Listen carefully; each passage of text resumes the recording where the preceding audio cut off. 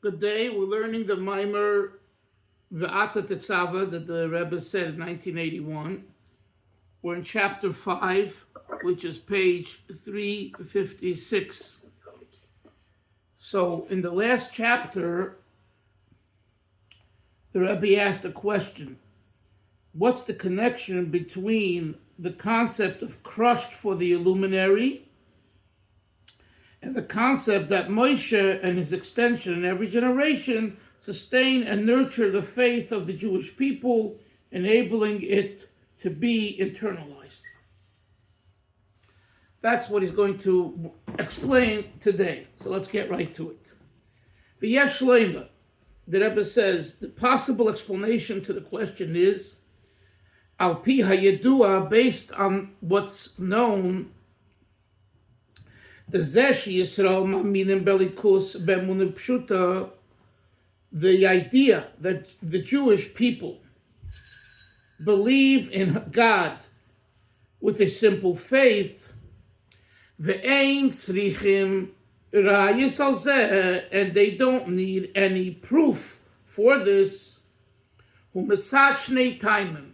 That's because of two reasons. One, Lefi shemazlayu chozi, because their mazel, like the word mazel tov, it's a level of the soul called mazel. Their mazel sees it, sees God. The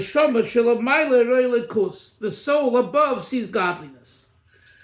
This reference, mazlayu chozi, is a reference to, Mark, you want to mute yourself, please.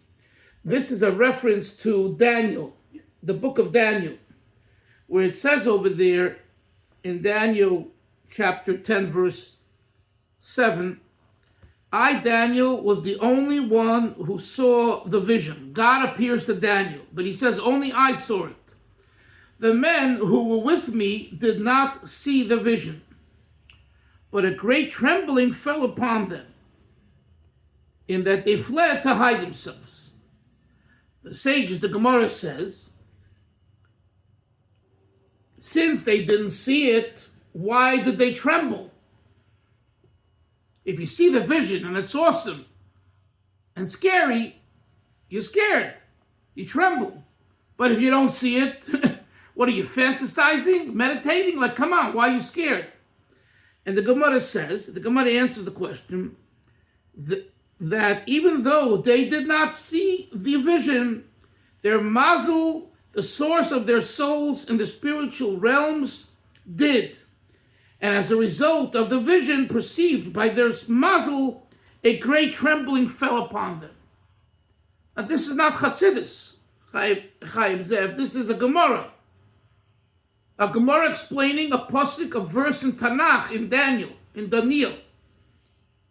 Iulei chazi, they didn't see, aval mazlayu chazi, their mazel saw.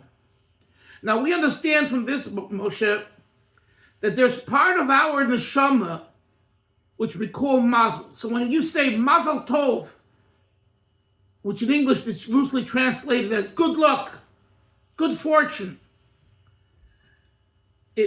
that's true. But what you're really saying is that your soul, which is referred to by the word mazal, should impact you, the one who has the bar mitzvah, the bat mitzvah, the wedding, the particular simcha, the Jewish happy celebratory occasion. We're asking Hashem, we're asking God to draw down from above, vis-a-vis the mazel of the person's soul, this powerful effluence, energy. That's what we're saying when we say mazel tov. So the Rebbe says this here in regard to the faith that the Jewish people have. He's explaining two reasons. This is the first of the two. Why is it, Isser, that Jews have a natural belief in God?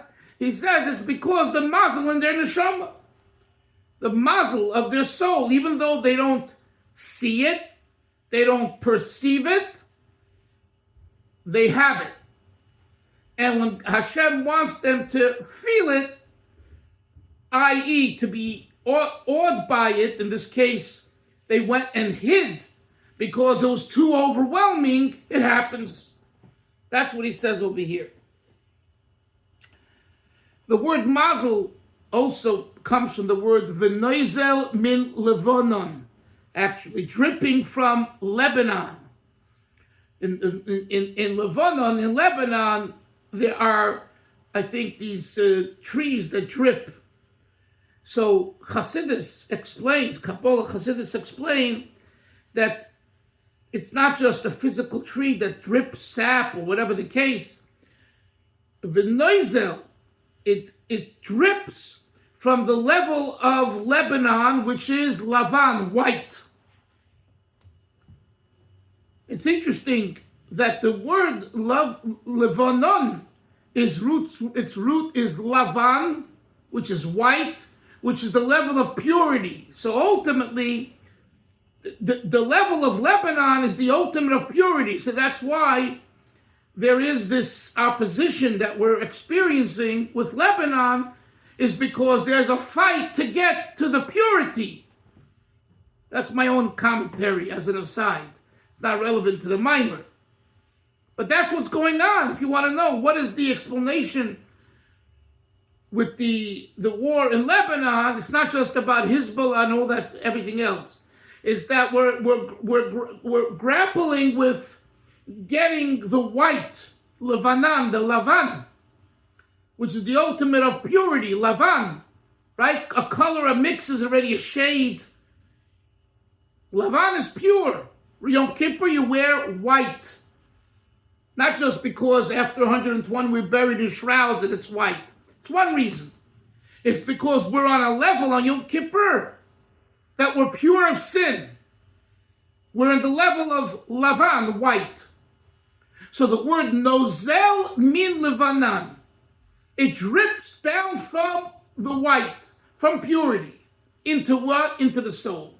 So when there's a communication between the source of the soul dripping, meaning, impacting the soul as it is in the body, the soul feels it and it's awed, or it jumps for happiness, or it sings. So the Rebbe is saying all this, that this is one reason how a Jew has by nature a faith in God, because of this level of soul called mazal. Let's continue. And he says, next page, 357, Re'iyah shelamayla meseichel. This is what we call the soul's perception that transcends the power of thought. Okay? Why? Because look at the note. Once a person sees something, he will not be able to accept any attempt to explain that it didn't happen, because he sees it. Conversely, when one sees something that conflicts with concepts that he merely thinks are true, he didn't see and he thinks are true, he may well abandon his previous beliefs. The explanation for these phenomena is that sight stems from and activates a deeper source in the soul than intellect. So this idea of v'noizel min Levanon is analogous to seeing something. Similarly, with regard to the concept at hand, the soul's perception of Hashem, of God, in the spiritual realms makes a powerful impression on it. Zeh poyel into the text,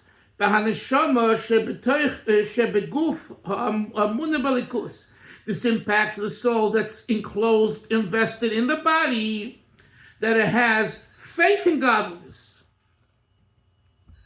That's one explanation. Another reason why it's natural for a Jew to have faith in God. The source of a Jew's soul is in the essence faith is rooted in the essence. So before we spoke about faith being associated with mazel, which is a level. It's a sophisticated level, but it's still a condition, a level. Even seeing is not essence. Here we're talking about the second reason the soul is rooted in the essence. Look what he says in the brackets. That's what I said before. A level above, quote, his mazel perceives. If something is not clear, please raise your hand and stop me and ask your question or make your point, okay? It's not a one-way street, this learning. We need interaction. The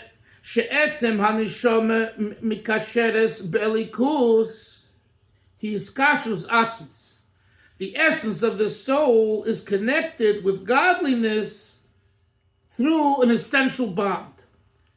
That's not dependent upon a factor. Not even a factor which is called the quality of vision that transcends thought. So, again, the first idea of why it's natural for a Jew to have faith in God, it depends on a factor. The factor is the source of your soul called mazel. The second idea doesn't depend on that. It is who you are. Let me read the note. Follow those that have the book. 357 the body. Although sight makes a deep impression on a person, touching his core, it merely touches his core. It is not who he is. Do you hear that? Yes, sir. Instead, it is something outside of himself that affects him. According to the second explanation, a person believes not because of an outside influence, however deep it is, but because his essence is one with God. His faith is an expression of who he is. This is a very important point, because our emunah, what is the content of our emunah? The Rebbe says here there's two ways of expressing emunah. One is based on a factor, i.e. a cause. The other one is, it is who you are. The first one is not who you are. You're not that. But something superimposed in you, call it the mazel, call it this, call it that. But it's not who you are. The second expression of idea of why faith is natural to the Jew is because this is who you are. And he explains, let's continue. We could say the difference between these two explanations. The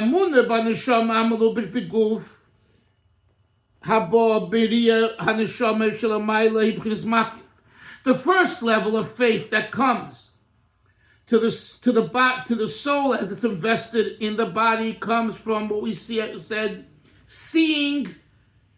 The soul above sees God, kind of. That, as far as we're concerned, is encompassing.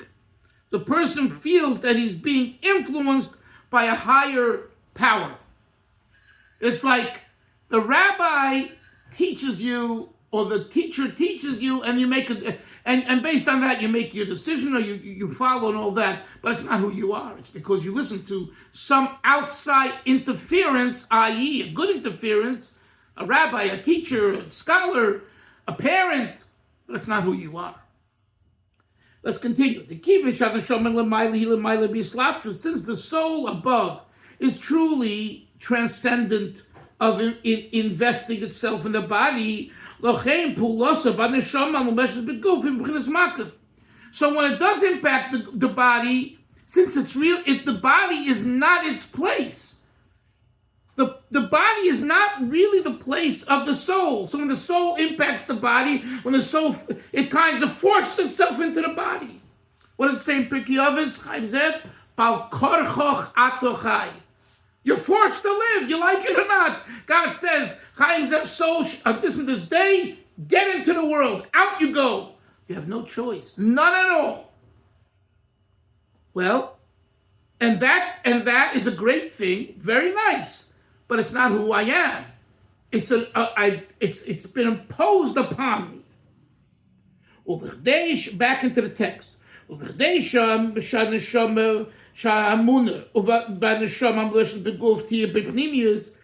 order for faith to be internalized by the soul that's in the body, it's through the revelation of your essential bond with God, who you are. It's not imposed on me, it's who I am. And he says further, because the essence of the soul is the essence of the soul as it is in the body. I'm going to read the note in a moment. Next page, 359. The faith of the soul as it's invested in the body is internalized. I'm reading now the note. The concept of internalization explained in relation to the essence of the soul is different from the explanation of that term in other contexts. Internalization has to do with identifying with a concept and making it one's own. In contrast, other influences are described as encompassing because although they affect a person, they do so as an external influence. For example, the effect of the mazel of the soul on the soul as it exists within the body is described as encompassing because the mazel is a much higher level of soul. It has not undergone a sufficient degree of contraction, and therefore, though its light descends to affect the soul as it exists in the body, it is too high for the soul as it exists within the body to identify with it. Therefore, we say that it is not internalized within it. An expert teacher, by contrast, knows how to structure a lesson so that the concepts have been brought down and adapted to the level of his students. As a result, they are able to identify with the concepts he teaches and internalize them. The internalization that stems from the essence of the soul is of a different nature entirely, because faith stems from the essence of the soul. The soul, as it is enclosed in the body, identifies with it. It identifies not because the concept has been brought down to its level, but because that is who he is. That's what we mean internalization. This is who you are. Let's continue.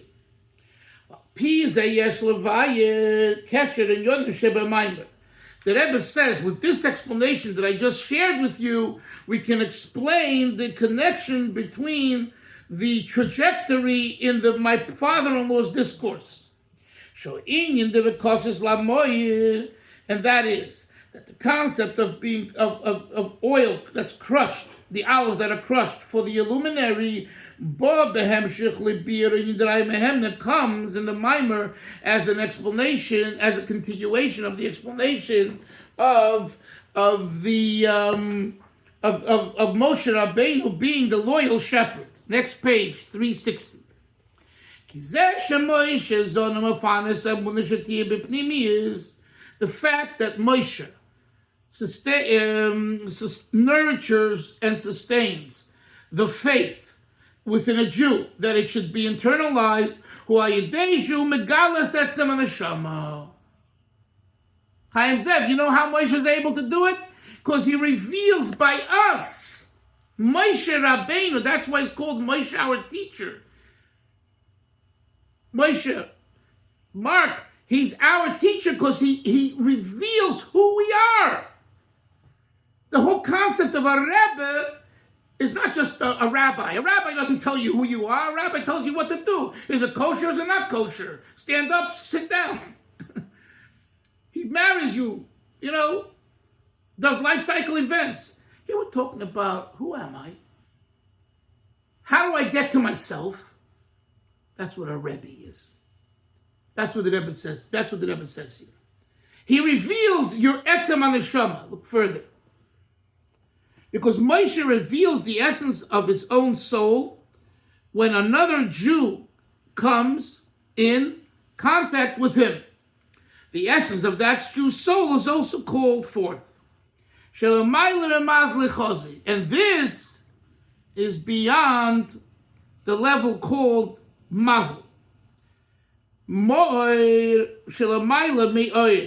This is what we, in the verse which is alluded to in the word, the illuminary, the source of light which is above the light that emanates from it.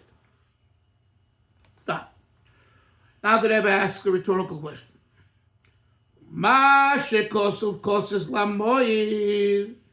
And the fact that it says crushed for the illuminary and my father-in-law explains in the discourse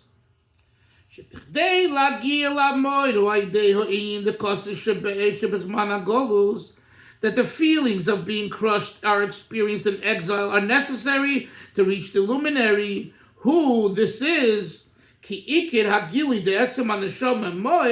the fundamental revelation of the essence of the soul, i.e. the illuminary, who nefesh. That is experienced when you have self-sacrifice. When you have self-sacrifice for God, meaning you're crushed, it's difficult, you're challenged, you don't know why, it doesn't make sense, and you still do it because you know this is what God wants, and you do it with self-sacrifice.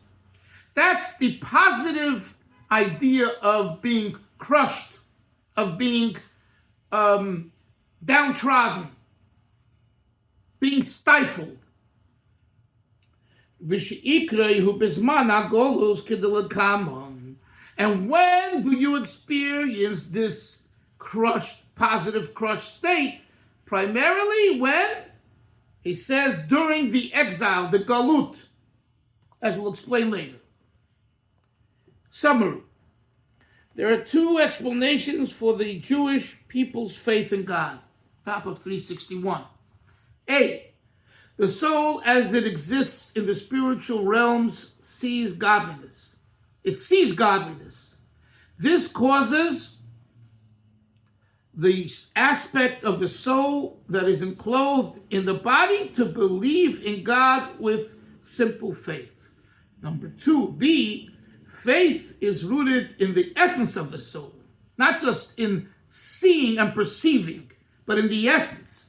The essence of the soul is connected with godliness through an essential bond, and that bond is reflected in a Jew's faith.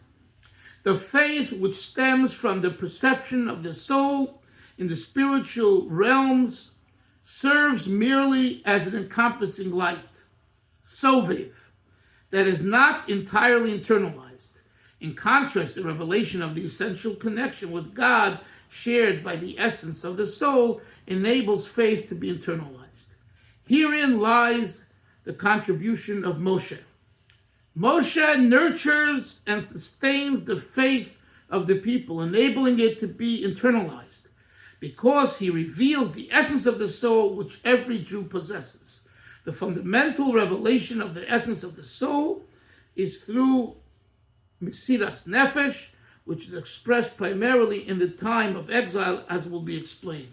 Now we have a few minutes left. I want to talk about a friend of mine whose yahrzeit today. His name was Rabbi David Brin. He was a rabbi in near North Miami Beach in a place called California Club. And I knew him from yeshiva. We were students in yeshiva.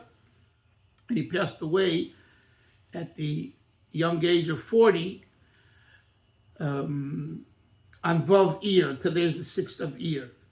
And it's, I wrote a whole book about him, and I would encourage you to read it because I interviewed 50 people. He touched all kinds of people, from Orthodox Jews to non-Orthodox Jews, to non-Jews, to rebellious kids and teenagers. And at his funeral, there were 1,000 people. You're talking probably about 15, 20 years ago. And all kinds of people that I described. And in my interviews, I learned so much more about him than I knew him in yeshiva. He had something called the Marfan's disease or illness, which I'm sure, Isser knows about. And, they say Abraham Lincoln, had Marfan's very long fingers, tall, are some of those symptoms. He had thick glasses, and he had many operations. And when I interviewed I think it was at Mount Sinai here in New York, and the doctor, who was an older gentleman, I think he was Italian, and didn't speak much, and I asked him, "Doctor, would you say it's a miracle that David got 40 years out of his body?" He said, I'm not in a position to tell you it's a miracle, but I could tell you it's very unlikely. I didn't see many people with his condition, he had an extreme condition of Marfan's, had 25 operations, and that he lasted till 40, that's a big blessing. And David was a real chassid and a real shliach. He was loved by people because he had no agenda. I knew him. He had no agenda. Money didn't mean anything to him. He got married, very, late in life and didn't have a child. I know his wife, a very fine person. She's remarried. She had a few children from her next husband. And his parents, his father was I believe a cantor in a conservative shul out in, I think, Patchogue, right? Patchogue up in Long Island, Fire Island out there. And his mother was very involved with the Russian Jews in the 70s in Miami. So I'm speaking a little bit about him because it's his yard site and because he was a good friend, but really more because he really resembled the refinement of man. And you have to read the book. Mark, I have to get you the book because, things that I heard, and he had a list like the 10 Commandments that David brings 10 ideas how to be a successful person in relationships and in human decency. Another thing, I said this many years ago, but some of you are new, you didn't hear this. Just tell you one thing before we finish. So one of the people I interviewed tells me that he had this interest. If you came from another country, he would ask you to teach him some words in that other language. And he asked this congregant or this person who he knew, said, "Rabbi, why are you interested in Spanish and in Portuguese and this, Russian, French, Yiddish, English, and Hebrew would seem pretty good, even though in Miami it's helpful to know Spanish." Anyway, David said, "My job is to communicate with people.